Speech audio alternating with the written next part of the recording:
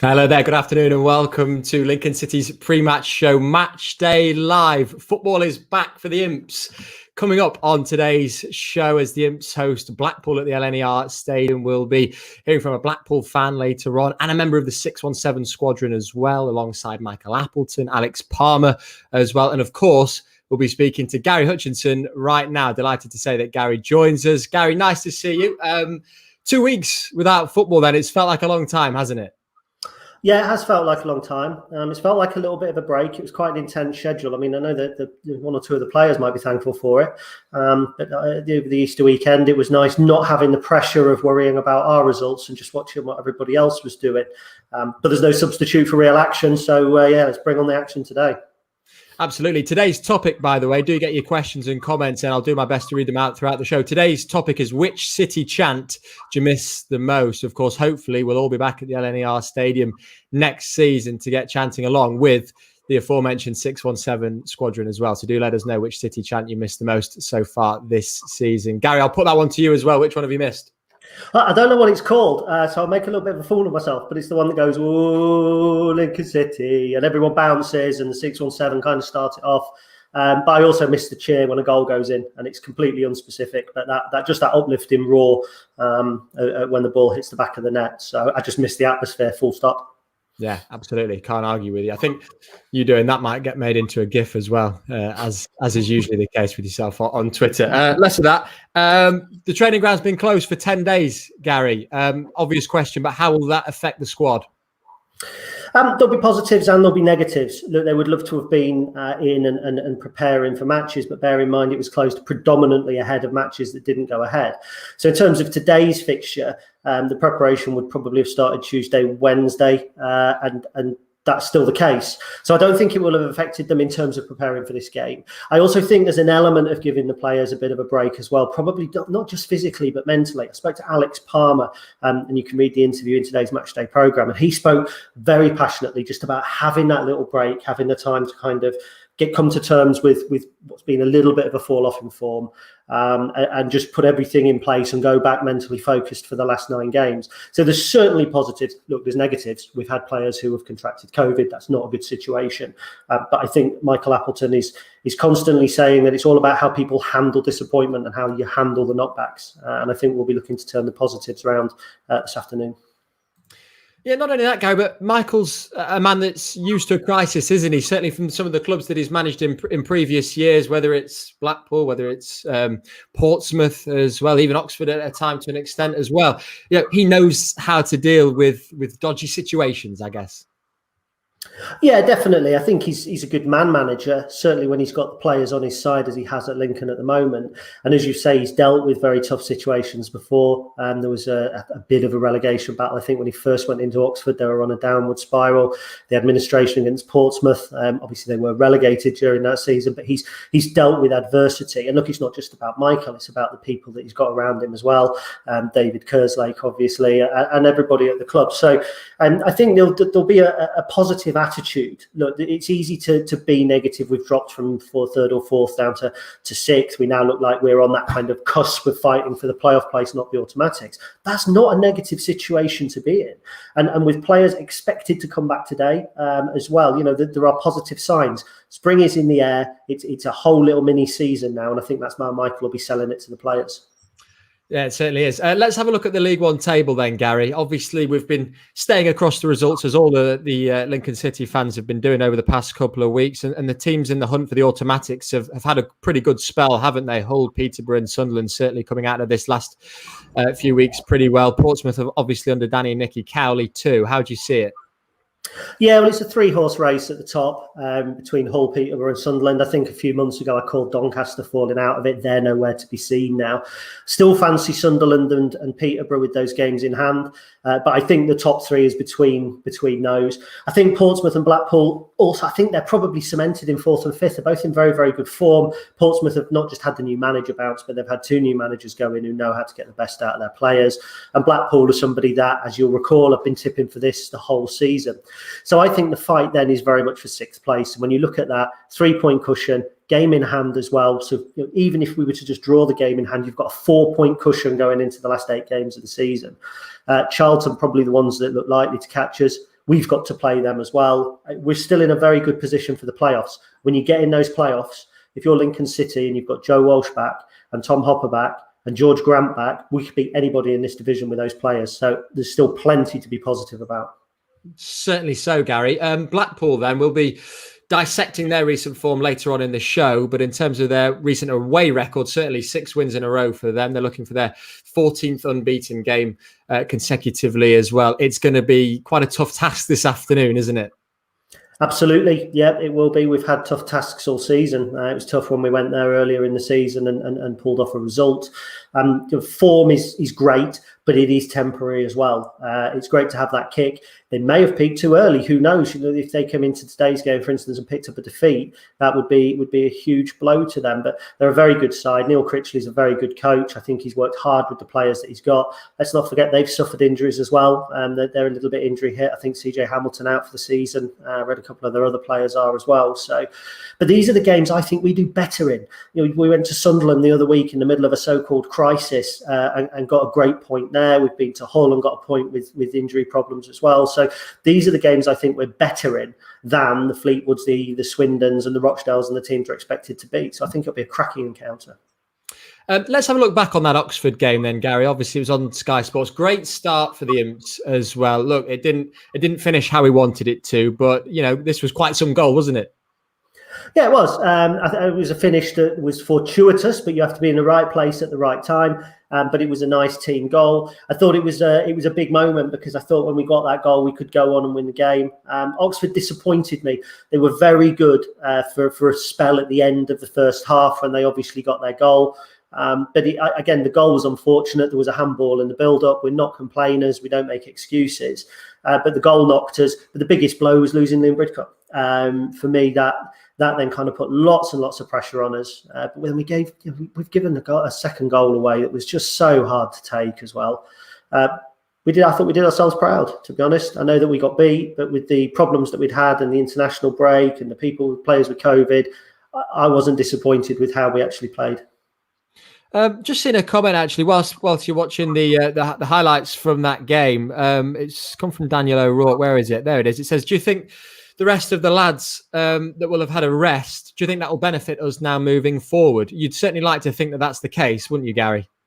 Yeah, 100%. And the players you're talking about there are the likes of Adam Jackson, who was playing with a knock going into most of the games before the break. You're looking at Conor McGrandles, who is the linchpin of the midfield. You're looking at the fullbacks that probably cover more ground than anybody. Teo Eden, massively consistent of late. I think they're the sort of players that needed the break. It wasn't a benefit as such in getting the injured players back. Yes, I know that Sanders and Walsh are likely back today in some capacity, but it's actually about getting some tired legs a little bit of rest. They're very good players. We have a very good squad. And for now, we should be able to avoid that fatigue going into what will actually be a really busy period between now and the end of the season. Yeah, fine margins, isn't it? I mean, we saw Morgan Rogers there with some brilliant play, playing it through to Anthony Scully, who nearly scored. And obviously, had that gone in, it would have been a very different story indeed. Let's talk about injuries then. Before we do, we'll hear from the manager, Michael Appleton, because he was talking about that, amongst other things, in his pre-match press conference yesterday. This is what he had to say. In terms of injury, the only one two. So Matt Sanders is ready and available to be in the squad, and Joe Walsh is ready and available to be in the squad. Again, in terms of certainly from Joe's point of view, he's been out that long. We're going to have to manage his minutes over the first 2 or 3 games before he becomes available to, say, play a full 90 minutes. And we'll do that the best as we possibly can. But Matt Sanders as well is in that similar sort of mould. Yeah, I was. And to be fair to him and the medical staff, his recovery certainly sped up, certainly over the last 2 weeks or so.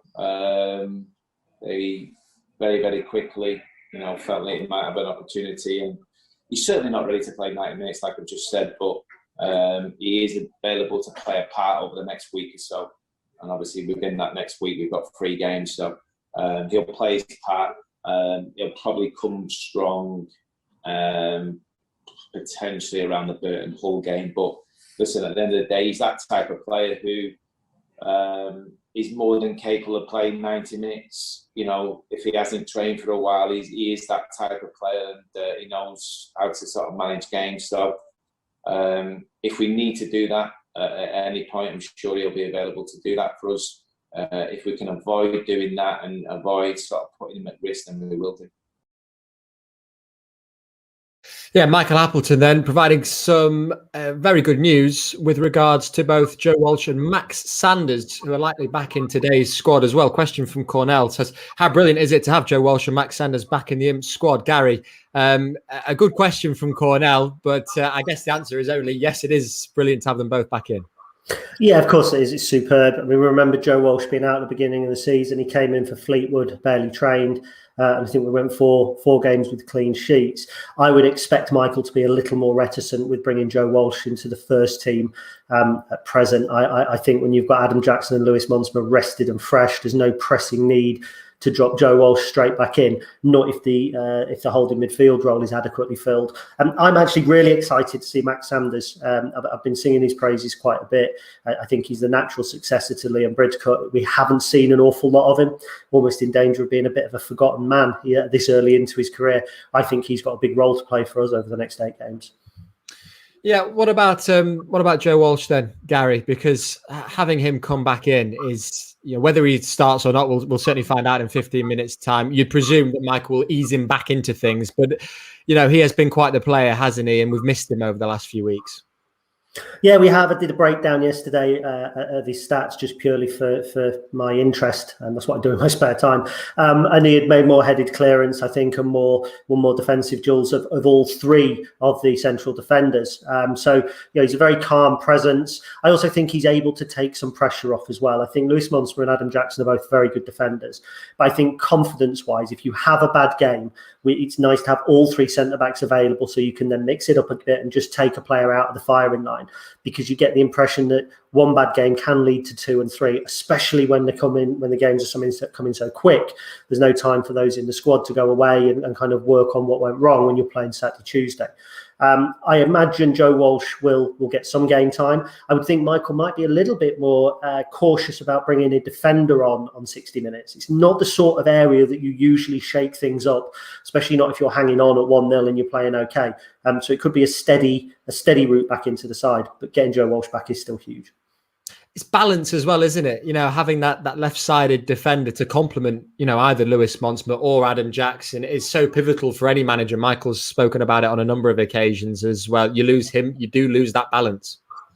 Yeah, you do. You look at Gillingham's first goal when we lost 3-0 the other week, and there was a flick on into the area. Their player has run onto it, and Monsma's gone in for the challenge. A naturally left-footed player brings his foot across the front of the ball. Arguably, for me, wins the challenge. A right-footed player is stabbing kind of from the side across, and he misses the challenge, and Gillingham go 1-0 up. And that's where you get the balance, not just when you're coming out of defence and have a naturally left-footed player being able to play balls easily to the flank and inside as well. So you're quite right about the balance. And I said it all season. If we had our full squad fit all season long, we're in the top 2. And Joe Walsh is an integral part of our full functioning squad. Good stuff, Gary. We're hearing from plenty more from Gary Hutchinson later on in the show. Delighted to say now that the Leicester Imp, as he's known, Steve Haynes, joins us now. Of course, a member of the 617 squadron as well. Steve, I know we've had you on the show before. Delighted once again to have you on this afternoon. First of all, how are you? I'm very well, thank you, Simon. Good afternoon to Gary as well. It's great to be on the show again and see where we go this afternoon. It's been a frustrating few weeks, hasn't it, for all of us?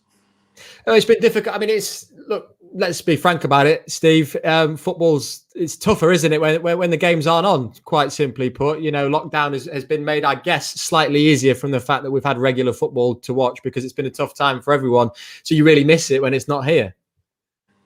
I think, it's obviously echoed across the country, whichever team you follow closely, but we have such a close community of supporters, whether you're bringing your grandchildren with you as new supporters for the future, or whether you've been there for the last 60 or 70 years. And I think it's the challenges we've had over the last 12 months are just missing that whole collective. The group of people that I spend time with are an integral part of my life. and I'm sure there are other pockets of supporters that feel the same. And even if we're not on first name terms, when those groups come into contact with each other at home games and away games, we you kind of look out for each other. And I think at the moment that's really important. Obviously, the thing that connects us is, of course, our amazing football club, and they've gone above and beyond for me over the last 12 months, keeping in contact with us, the emails, the tweets that they send out. Obviously, for this current season, we've had 3 of the finest kits we've had in many a year, and the club are doing all they can to keep us all connected with each other. And as I've pointed out last time I was on the show, the efforts that you and Gary have put in are very, very much appreciated in helping us achieve that. I'll bring Gary back in as well, Steve, and put this question to him just after I put it to you, which is, what do you miss most about match days at the LNER? Is that to me first? Yeah, go on, Steve, and then I'll put it to Gary after. I think it's a combination of everything. I mean, as is well publicised, everybody knows I live down the other end of the A46 in Leicester. So a season ticket for many a year. My passions and my heart lie at Sinsel Bank, the LNER. And I think it's the whole going through the work process, having that to look forward to for 9 months of the year. With my partner Vicky and my friends, we obviously come up to Lincoln and stay whenever we can. On a Friday and a Saturday, and then come to the game. And obviously, when an away game is permitted, we have all the fun of the travel and arranging where we're meeting up with everybody. And again, just going back to being a part of everything, the fan zone that the club put into place over the last 18 months of when we were allowed to go was just sensational. The positive comments that we received from away supporters saying, we need to get this back at our place. Fantastic. The quality of food, the ability to have a photo taken with a hero and listen to their answer questions. And then, of course, just the atmosphere in the ground, whether, from the start of the day when I'm out early on a Saturday morning, meeting up with the lads, listening to a few tunes on the jukebox in the shaky, having some breakfast, and then getting to the ground. And of course, even that, we're including it in everything there with the votes to get songs played at the ground as well. It's just all the tiny things that all come together to make it not only a fantastic weekend for us coming up from Leicester. The result, of course, is always a bonus. Yeah, Steve, it's hard to argue with any of that. I mean, I myself was watching, we're speaking to Jane Stewart, a Blackpool fan who's going to be joining us later. Jane's a blogger, video blogger, as well as a writer. And I was watching her blog from a couple of years ago, the 1-0 win for us. Fantastic it was. Yeah, it's a brilliant blog. And it was just, what struck me was just, simply seeing a full LNER stadium once again. And it's gotten to the point now, hasn't it, where it feels like it's a different world. I think we're all going to appreciate it so much more than ever when we can go back to this stadium and see just be around 9,500 other people. Gary, as I said, it's hard to argue with anything Steve mentioned there. Yeah, you can't argue with any of it. I think that the key thing really that came out from that, from sort of what Steve was saying there, is just a sense of belonging, and that's what I miss. I think since we've all been restricted to our homes, rather confined to our homes, and not able to travel and not able to go to games, it's easy to feel isolated, and you forget the pleasure in seeing somebody who you may only know their first name. You may just nod. You may just say, "Oh, I see such and such is in it right back again," and then you walk on. It's huge, and it's also like your family as well. You feel a little bit disconnected from for instance, from my dad. It's just meeting him. It's just that belonging. We all go to one place on a Saturday afternoon for one thing, and we all want the same thing. It doesn't matter what walk of life, where you live, whether you're in Leicester, whether you're in Lincoln, whether you're in Louth. You just all come together. And that's what I really miss. I miss that more than the action. I miss that more than the football. The football's gone on. We've got that. We've got the commentary. We've got the punditry. But we don't have that togetherness, or not physical togetherness. So like Stu Welsh just said, I saw it flash up on the screen, that first game. I know the sort of person I am. I might get a bit of a lump in my throat. I'll fight back the tears when we first do get there. But that first roar, when the players walk out the tunnel, I nearly cried in 2017. When we came out at Wickham and they said, "And welcome to the Football League encounter," and it was that, wow, 6 years out of the league. I could feel it now. it'll be more emotional than that when we finally all get back in the ground.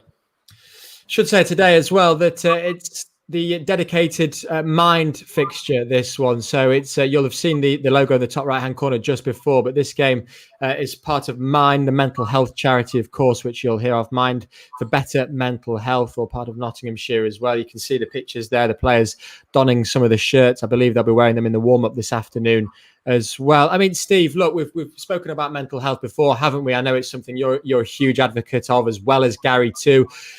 It does seem, at least now, that we're talking about this much more so than we used to a few years ago.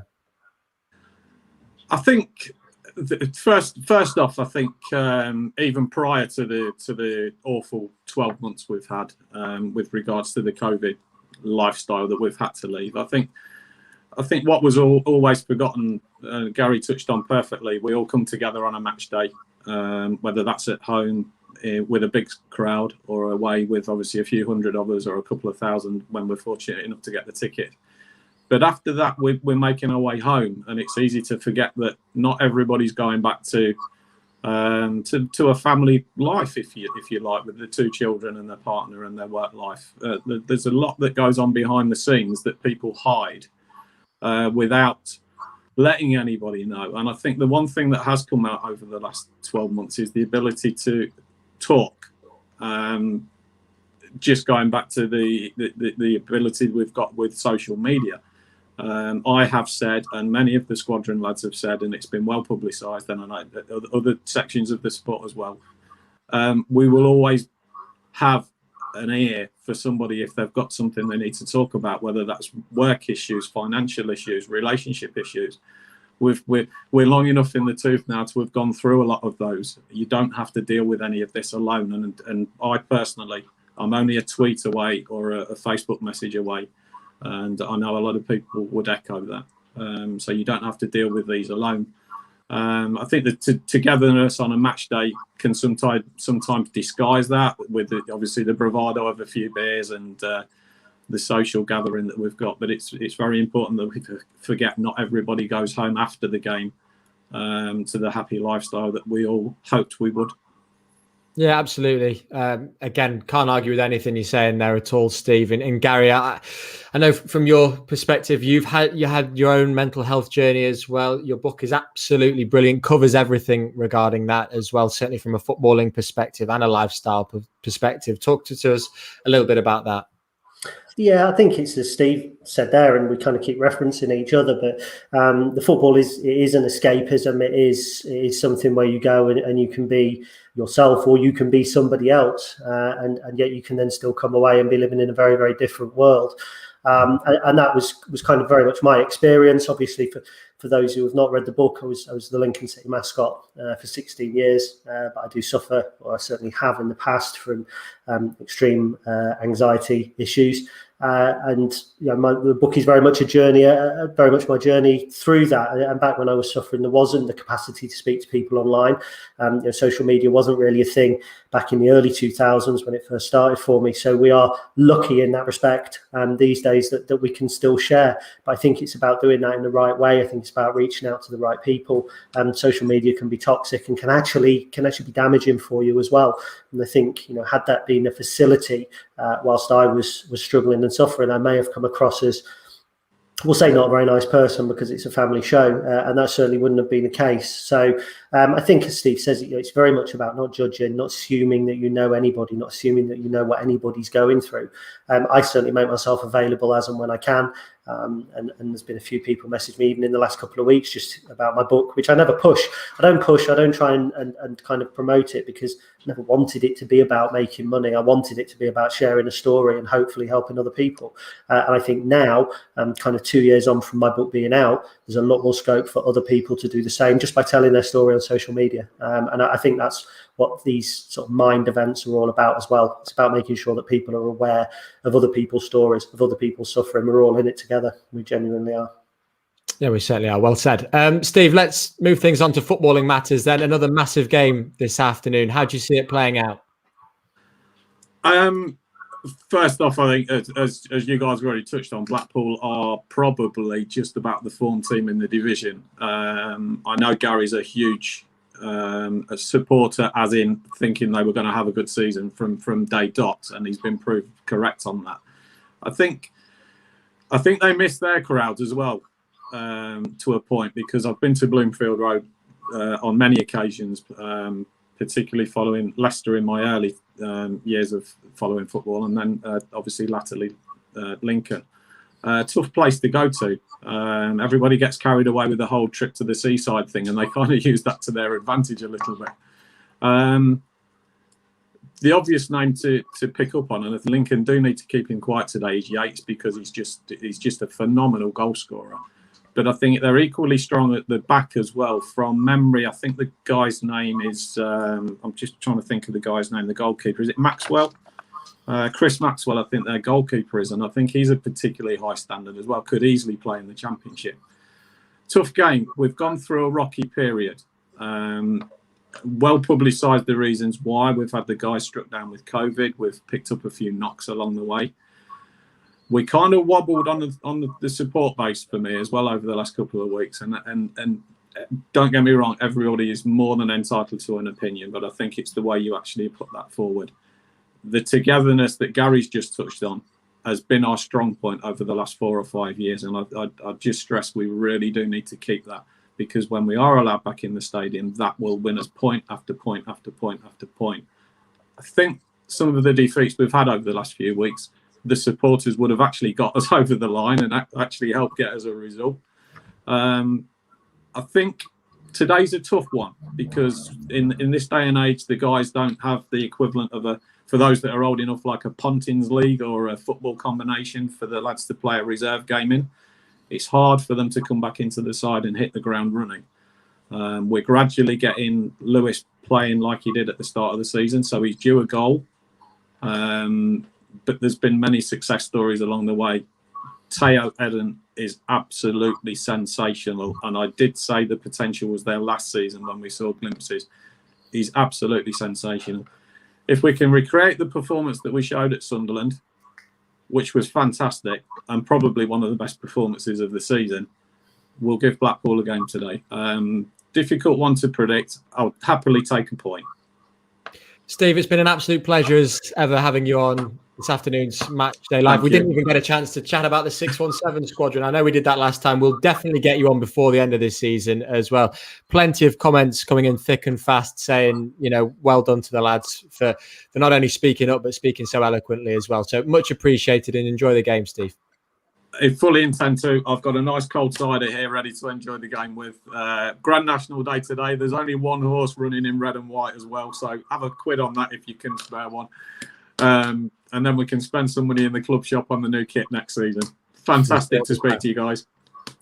Lovely to speak to you. Great to speak to Steve. Thank you. Bye-bye. Cheers, Steve. Got about 30 seconds or so until today's team news is released. And in fact, as I say that, it's just turned 2 o'clock, which means one thing and one thing only. We can hear from Alan Long, who's got the starting 11. Yeah, thanks, Sam, and welcome to a sunny LNER Stadium for the first team for what seems like a long time. So there's a return.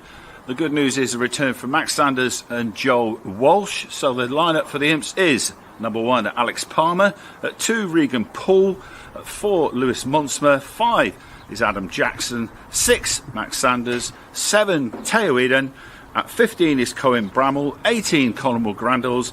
And then we've got 19, Callum Morton. Brendan Johnson is number 20. And 27, Morgan Rogers. On the bench for the Imps today, we've got 31, Sam Long. Number 8, James Jones. Number 11, Anthony Scully. At 16, Joe Walsh. 17, Remy Howarth. 22 is TJ Ioma. And at 26 is Harry Anderson. So just a quick run through the starting lineup again. It's Alex Palmer, Regan Poole, Lewis Monsmer, Adam Jackson, Max Sanders, Teo Eden, Cohen Bramall, Conor McGrandles, Callum Morton, Brendan Johnson and Morgan Rogers. Right then, so that's the Lincoln City starting 11, as you can see it there with the graphic. Alex Palmer, Regan Poole, Adam Jackson, Lewis Monsmer and Cohen Bramall make up the defence. Max Sanders starts for the Imps alongside Conor McGrandles and Teo Eden. It is then Morgan Rogers, Brennan Johnson and Callum Morton, Long, Jones, Scully, Walsh, Howarth, Ioma and Anderson as well. Some big talking points there, Gary. Where do you want to start? Let's start with Max Sanders. huge shout to drop him in. I would imagine he'll be playing just in front of the back four in the 4-1-2-3 that we play. As I said, it's kind of at the top of the show, somebody I'm excited about seeing develop at the club. It's a hugely important role protecting the back four, in terms of not only the defensive capabilities, but also picking the ball up from them as we play out from the back, kind of acting as that conduit. So hugely excited to see Max Sanders. It's quite a responsibility for the youngster to come in. I would imagine he got time in the game in midweek. I think we played a kind of a reserve friendly against Huddersfield. So I would imagine he came through that fairly well. I confidently predict he's got a big future at the club, as I did with Teo Eden. And I'm really excited to see him get some league minutes under his belt now. From a formation point of view, Gary, how do you see him slotting alongside both Conor McGrandles and Teo Eden? I think McGrandles and Eden will play ahead of him, kind of in a 4-1-2-3. I know it's a 4-3-3, but it will be kind of the point will be at the defence end with the two further forward.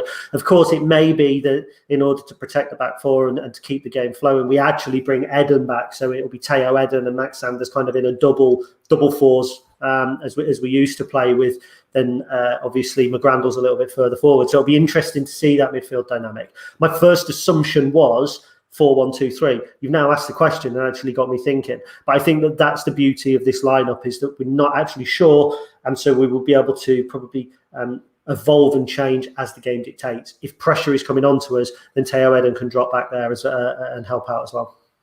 In terms of defence then, Gary, it's Jackson and Monsma alongside each other. Obviously, it's good to have Adam Jackson back in the squad as well. I know we've talked at length about Joe Walsh, but great to see Adam back. Yeah, it is. Really like both central defenders. I know that they've had their moments over the past couple of weeks, the odd error here and there, but I think every professional footballer has that. Adam Jackson is an experienced footballer, who's a really nice, down-to-earth guy, and it's good to see him back. Look, they are a decent centre-back pairing. I know people are desperate for Walsh to come back, and rightly so, because it's great to have the competition for places. This is the centre-back pairing that took to the field when we beat Blackpool 3-2 at their place. This is the centre-back pairing that put us on top of the league before Joe Walsh regained fitness. So there's absolutely no reason at all to be fearful today, especially if they get the right sort of protection. We've made a couple of errors, I think, playing out from the back in recent weeks, but we've got to stick to our philosophy. We had 2/3 of the season where we were, in my opinion, comfortably the best team in the division. And these players that take into the field today, bar one or two, are capable of putting in a decent performance. Pleased to say that Alan Long has raced down from the tunnel to the media room. Delighted to say that Alan joins us live now from the Imps media room. Al, first of all, how are you? Yeah, good. Thanks, guys. How are you? All good? Very well, thank you. Yeah, I've managed to make it down from upstairs. I'm out of breath because I'm an old person. I'm not actually. It's amazing. I thought I would be. I'm not. You're getting fitter and stronger, are you? Yeah, I'm getting all ready for when we get fans back in the stadium. Good man. I know we've had a big chat with Steve Haynes. I don't know if you caught it before. You're probably getting ready to give the team news, but Steve said some absolutely brilliant things I think that we could all resonate with. But how much have you personally missed the fans? And I know a lot of us have been envious at you being at the LNER Stadium throughout the course of this season. I know you don't take that for granted, but how much are you just desperate to see 9,500, 10,000 faces back at the stadium next season? Look, Sam, it's everything to me. You know, I still normally I'd be out on the pitch when the players come out, and every single time I look up at the co-op stand and I look around the stadium, and every seat is full of happy, smiling people, and you know, and the ground isn't the same. It's not only while the game is going on or just before the game. It's, you know, from 12 o'clock onwards, the whole atmosphere here is totally different to how it has been. You know, Gary's usually in the stadium early, so he'll be able to confirm that, and it's just not the same. And for me personally, you know, as a PA announcer, I've been doing it for 860 odd games here at Central Bank of Bleak Street at the LNER Stadium, and to try and do it with no fans in the stadium proves to me one thing and one thing only: that football without fans just isn't the same. And I can't wait. It's going to be a very emotional day for me, and I'm sure lots of other people, when we can all meet up again here at the stadium. Well said. Let's bring in the team news, Al. I know you've just given it to us about 5 minutes or so ago, but if we have a look at that starting 11, plenty of positive comments coming through. We've talked about Max Sanders. We've mentioned Adam Jackson as well. From your perspective, what are you expecting from the front three this afternoon, Al? Yeah, well, I'm just looking at that front three, and it's an exciting front three, isn't it? You know, Rodgers has just been tremendous since he's come from Man City. You know, Brennan, you know, he's just such an exciting prospect. If I was a Forest fan, I'd be very excited. You know, and I think Callum as well. When we signed Callum, it was like almost like the last piece in the jigsaw, wasn't it? I, along with a lot of other fans, will have watched him at the back end of last season doing what he did at Northampton. And when we signed him, there was the thought we might sign. I thought that would be a great signing for the club. Then, of course, he started, scored a goal, got injured, and we've lost him for a while. But now he's back, and that front three is very exciting for me. And if I was, you know, I'm sure you guys have talked a little bit about Blackpool, but if I was the Blackpool, I'd be looking at our front three, and I'd be worried because there's a lot of pace there for a start, and there's a little bit of guile. You know, I think Callum's a bit more of an old-fashioned type centre forward, if I can say that. But the other two, you know, Brennan and Morgan, they've got so much pace, and as we all know at any level, but certainly at this level, pace is what defenders don't like. What are the lads like to chat to, Al? You've met plenty of different players throughout your time at the club, so you'll know them inside out by now. I imagine that you get a good opportunity to speak to a lot of the lads. We've not had that this season, other than on Matchday Live and interviews. What are they like? They seem like a really good bunch. Yeah, they are. They're a good bunch. You know, it's not been quite the same even for me, because obviously we've got red zones, and you know we all try and sort of do what we should be doing here at the stadium. But when you do get a chance to talk to the lads, I was lucky enough to go up to the EPC at the start of the season and met a few of them, and you know they're just young lads that want to play football. They're excited about being here. Every single one of them has said to me the same thing: "What's it like when the fans are in the stadium? I can't wait for the 617 to see the 617 in action." So yeah, they're a good bunch of lads, and they're very honest. You know, they come out and do the press afterwards. They're very honest in what they say. And it's obvious that they're very, very good at what they do. They've come here with a style of play, and I'm with Gary. You know, sometimes it doesn't. You know, there's been a few mistakes, but you know, we saw with the Oxford goal, for instance, that first goal at Oxford, that summed up Lincoln to a T, didn't it? And yeah, they're a good bunch, and you know, I hope some of our fans get the chance to see some of them before the end of the season. Fingers crossed. Al, we'll leave you with a score prediction if you don't mind, please. I'm going. I think it'll be a tight game today. I think both teams would probably take a draw, but I think the Imps are going to sneak it 2-1. Always knew we could rely on you for a bit of optimism. And along, much appreciated. Cheers, guys. Cheers, Alan. Alan there. Right. We heard from Michael Appleton earlier on in the show regarding injuries. This is what he had to say about having a return to footballing action. Yeah, it's been pretty frustrating. Very different. I'm not the only obviously manager who's had to experience this season.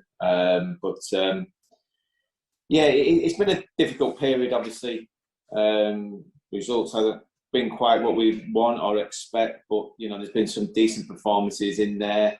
And it's been difficult for the players because, obviously, when you've got a lot of senior players, experienced players, and certainly vital players to how we've been this year as a group, some of those young players, I'm sure, would have gained valuable experience over the last couple of months.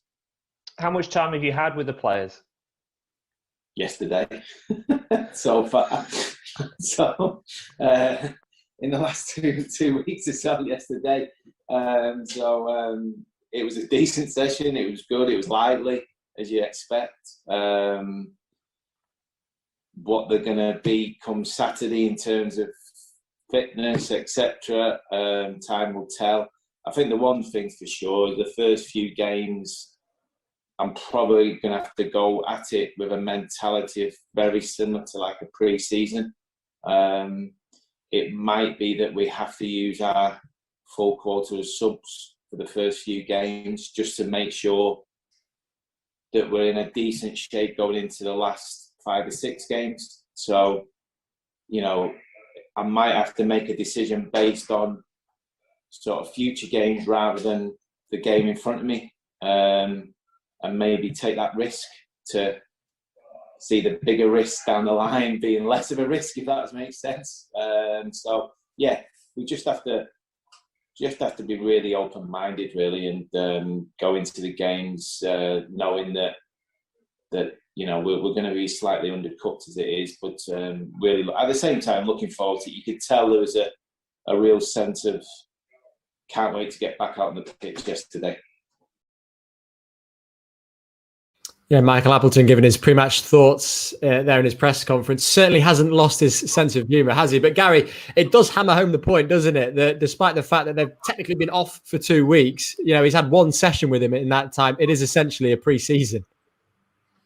Yeah, it is. And I think, sorry, in the comments a moment ago came through that it feels like the opening day of the season. The sun's shining. We've had a long break from football as well. So from a player point of view, yes, it's going to be tough. We won't have had time to prepare fully for the game. I didn't realise that he'd only had that short time with the players. But Michael's very pragmatic.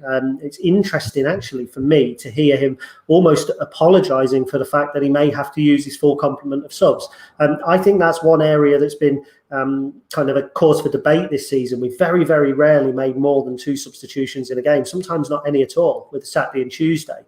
So being able now to use that fuller squad with the return of the likes of Walsh and Sanders is obviously going to be a benefit. I actually don't think using the full complement of subs is a bad thing. Michael was discussing there as if it was something he doesn't really want to do. I think that it could be a positive to keep some of our key players fit for the last 8 games.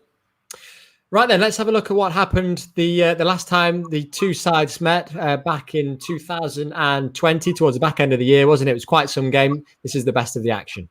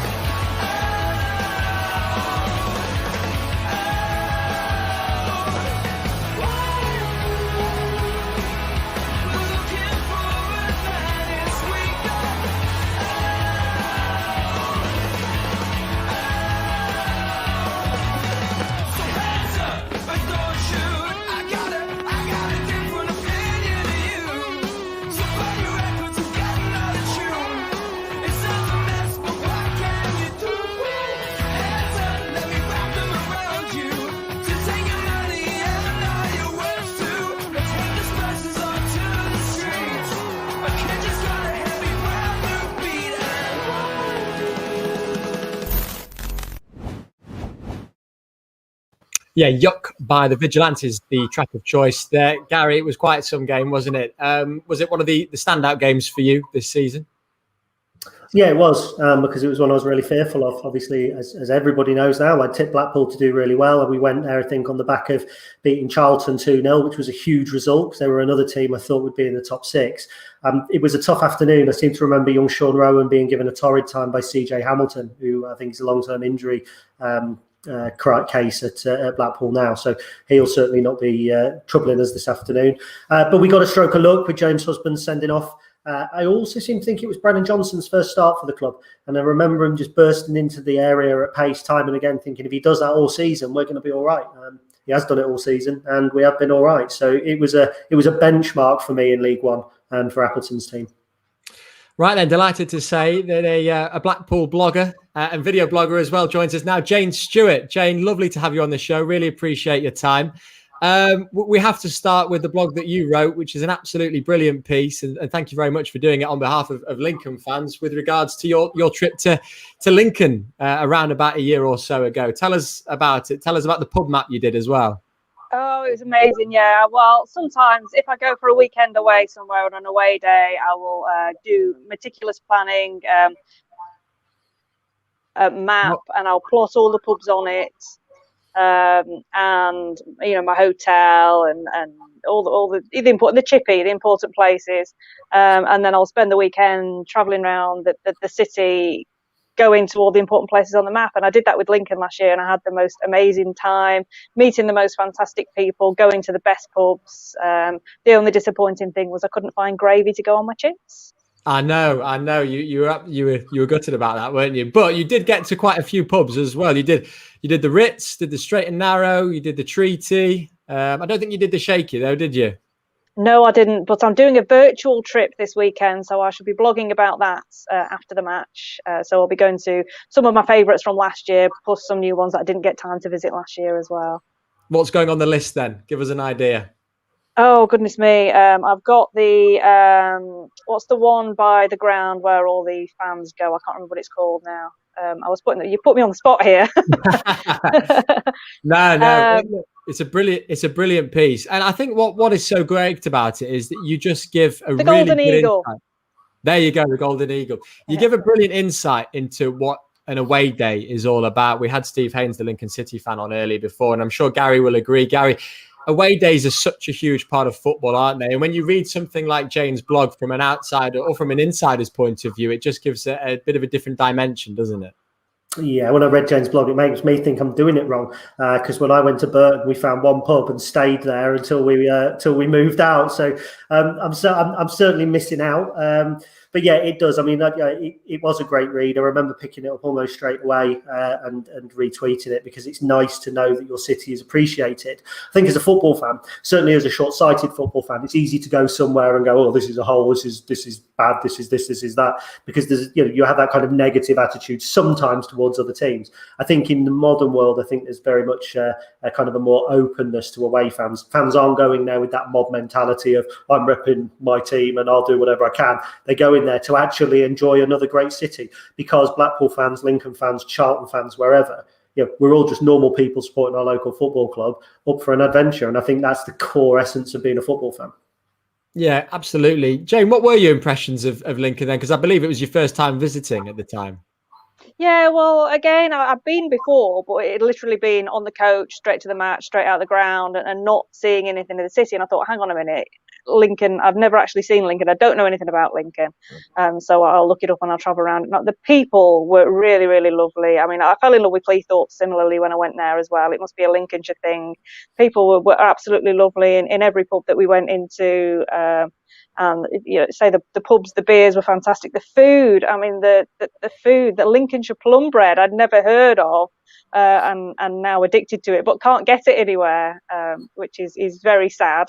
And the Lincolnshire sausages and everything about, I'm just completely in love with Lincolnshire. But I learned a long time ago, I've been following Blackpool for over 30 years now.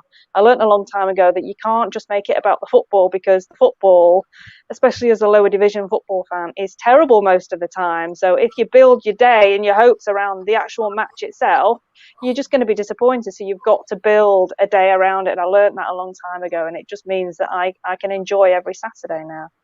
Certainly. So, right, let's talk about the football then, Jane, because your team are doing some brilliant things at the moment on the pitch. I believe we've got the starting 11 as well for Blackpool. I don't know if you've had a chance to see it, Jane.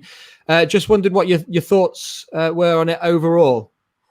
Yeah, I mean, like you, we've been running out of players a bit recently, but we have got a few starting to come back in now. So the starting 11 has been not changing too much, because we haven't got any more forwards, basically, than the two that are playing there. Centre halves, we've been chopping and changing a bit because of injuries and international call-ups, which I'm just saying to sound impressive. It's just one. We've got on loan from Arsenal, who was playing for Northern Ireland. But yeah, it's a solid team. I mean, the defence, no matter who plays in our defence, it's solid. They're good lads. They know what they're doing. Our goalkeeper's our captain. He's a very, very safe pair of hands, and he organises the defence. So I'm very happy with that.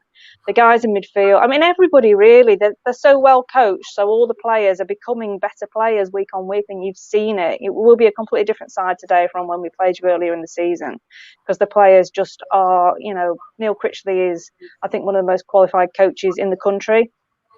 And you can see that coming out in the players. And up front, Jerry Yates. I mean, he's got 6 goals in the last 4 games now. He's got 20 goals for the season. And bearing in mind he didn't score for the first 11 matches, that's pretty incredible. He's the first player to score that many since about 2007, I think, for Blackpool. So we're looking solid all over the park. So fingers crossed. Things will I was go going to okay ask for about us Jerry today. Yates, but you've covered him. So I'm sure Gary's got a question for you, Jane, as well. Don't put me on the spot, Sam. I'm sorry, Gary. Normally when I do that, Gary's got a question ready to go. Do you know what I have? I'm going to pull one straight out because you mentioned Cleethorpes. The last time I was in Cleethorpes, or one of the last times, I was actually handing a PFA Player of the Month award to Elliot Embleton. He was on loan at Grimsby from Sunderland. Really interested to know how he's getting on for you, because I think he's a player who's got a big future in the game.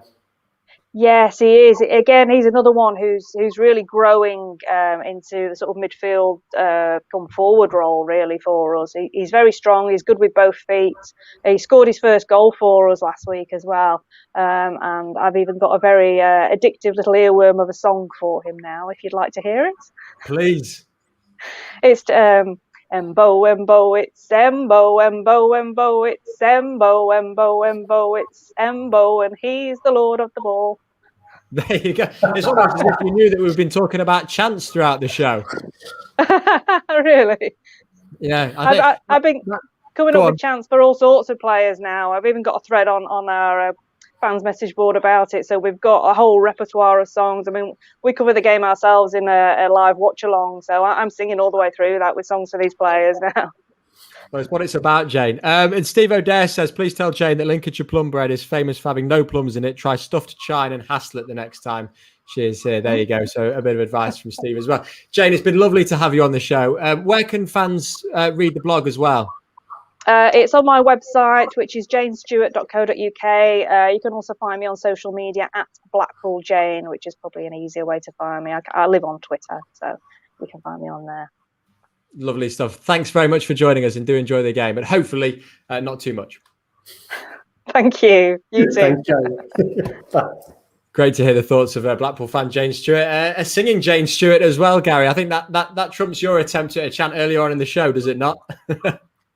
Yeah, it does, definitely. I think Jane is a little bit more in tune than I am. So, but it's nice. Actually, it was nice to speak to an opposition fan who wasn't just purely about the football as well. It was about the whole experience. We haven't had that from a lot of our fans. That's not saying we don't. They don't go away. We just haven't really spoken about them. So it was refreshing to hear that. Right then, let's talk about some League One fixtures coming up, Gary, because we haven't really discussed too much about the other games so far this weekend. So which ones stand out for you then? I'm looking at Portsmouth versus Burton Albion is obviously a massive game. Burton's still going pretty well, aren't they? I know they're not quite showing the sort of form that they were, but again, it's hard to look past Portsmouth at the moment. They've got the momentum, haven't they? Yeah, they have. I mean, I'll be honest, I look at Portsmouth, Burton Albion, I look at Hull, Plymouth, and dare I say I discount those. I am now looking below us. So we're sixth. That's where I want us to be at the end of the season. Personally, call me a pessimist. I've ruled out automatic promotion now, so we want to be in the playoffs. So I look at Sunderland and Charlton, because Charlton are right there underneath us. I think Sunderland are going really well, so a win there gives us a little bit of breathing space, whatever we do this afternoon. You then look, if you could just flag the fixtures back up, I think it was Ipswich and MK Dons. MK Dons going relatively well, decent side, play a really nice football. Could do with them taking points off Ipswich. So I'm kind of looking at those two teams, Ipswich and Charlton, and thinking, who have they got? How tough is that going to be? Outside of that, with the greatest respect, I'm not actually that bothered about League One. And I'll be brutally honest. But Burton are going well. So I think Portsmouth will probably win that game. If you're only just joining us, we'll run you through today's Lincoln City starting 11. Michael Appleton is making a few changes from a few weeks ago because he's got a few more players back. Alex Palmer, Regan Poole, Adam Jackson, Lewis Monsma and Cohen Bramall. They make up the back four. It is then Max Sanders who comes in alongside Conor McGrandles and Teo Eden, Morgan Rogers, Brennan Johnson and Callum Morton.